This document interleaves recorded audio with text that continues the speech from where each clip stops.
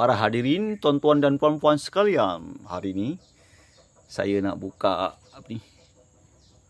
Turbo Jetta 1.4 TSI.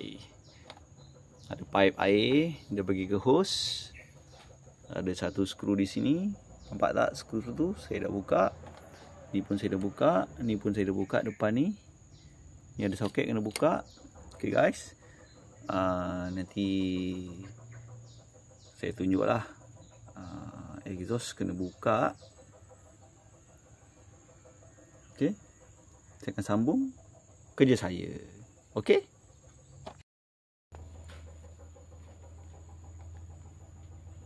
Nampak tak ruangan sempit tu? Nak buka ni kan. Nampak ruangan dia sempit kan. Kau kena guna ni lah. Nampak ni. Harga pun murah. Banyak mata. Nampak. So nak buka tu kita kena guna ni lah.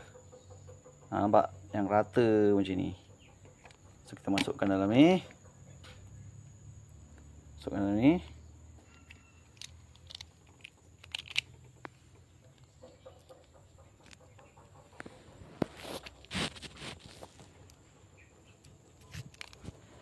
Okay, dah masuk. Kita tukar dia punya arah pusaran.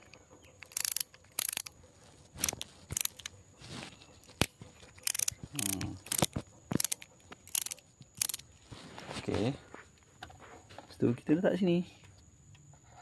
Letak sini. Macam ni. Pusing. Senang guys, dia ada crack-crack. Dengar tak?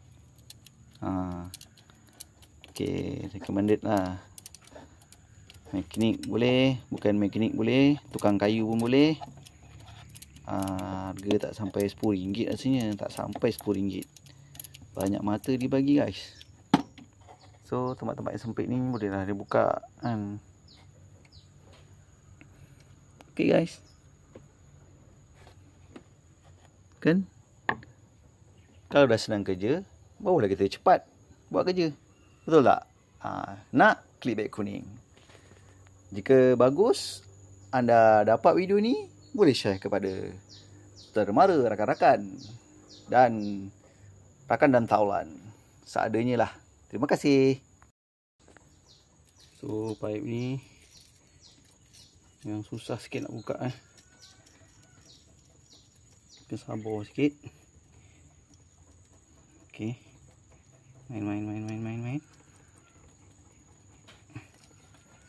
Main sampai dia terbuka guys. Okay, ni atasnya aku dah buka guna span 17. Bawah tu aku dah buka guna ni 17. Bawah ni buka sini, pipe tu aku dah keluarkan. So sekarang ni kita nak buka dua pipe ni. Yang ni tak buka pun tak apa. Sebab kita boleh sekali. Yang bawah ni pun susah juga. Mungkin buka sekali dengan pipe bawah tu lah. Okay guys.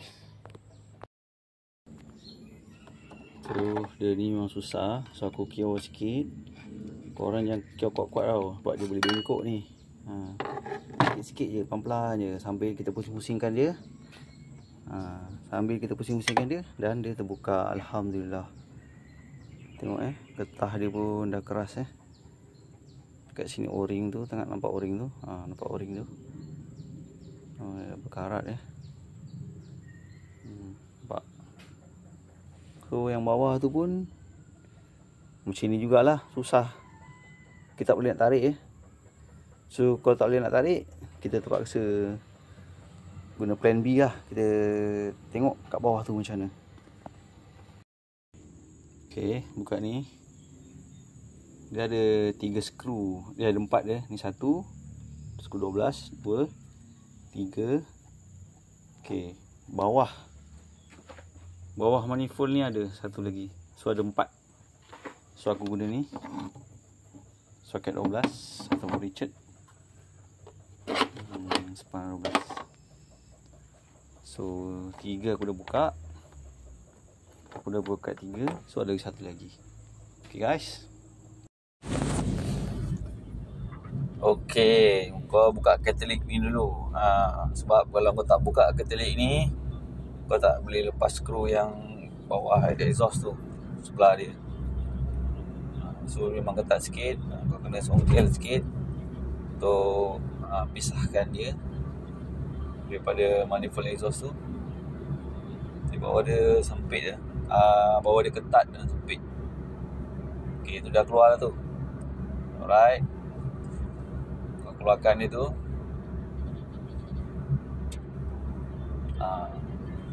Bila kau dah keluarkan tu, barulah kau boleh keluarkan manifold exhaust tu. Okey, aku buka kipas ya. Buka kipas dia supaya ada space lah sikit, kalau tak sempit sangat. Kipas radiator tu aku buka untuk dapatkan ruangan yang selesa lah sikit nak buat kerja, kalau tak sempit sangat. So lepas ni buka skru exhaust, dah boleh keluar lah.